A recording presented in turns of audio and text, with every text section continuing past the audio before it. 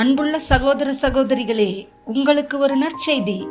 நாம் வரவிருக்கும் 2025 ஆண்டு ஜனவரி 1 365 நாட்களுக்கும் 365 தலைப்புகளின் கீழ் வேத வசனங்களை வாசித்து பகிர இருக்கிறோம்.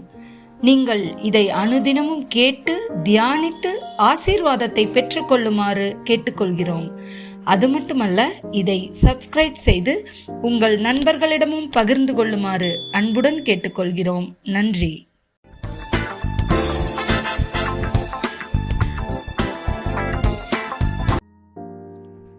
இன்று நாள் 113.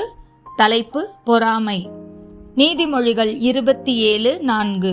உக்கிரம் கொடுமையுள்ளது, கோபம் நிஷ்டூரமுள்ளது, பொறாமையோவென்றால் அதற்கு முன்னிற்கத்தக்கவன் யார்? ரோமன் 13:13. களியாட்டும் வெறியும் வேசித்தனமும் காமவிகாரமும் வாக்குவாதமும் பொறாமையும் உள்ளவர்களாய் நடவாமல் பகலிலே நடக்கிறவர்களைப் போல் சீராய் நடக்க கடவோம். 1 கொரிந்தியர் 3:3.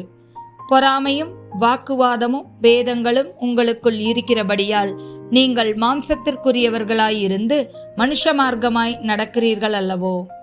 1 கொரிந்தியர் 13:4. அன்பு நீடிய சாந்தமும் தயவும் உள்ளது. அன்புக்கு பொறாமை இல்லை. அன்பு தன்னை புகழாது, இருமாப்பாய் இராது.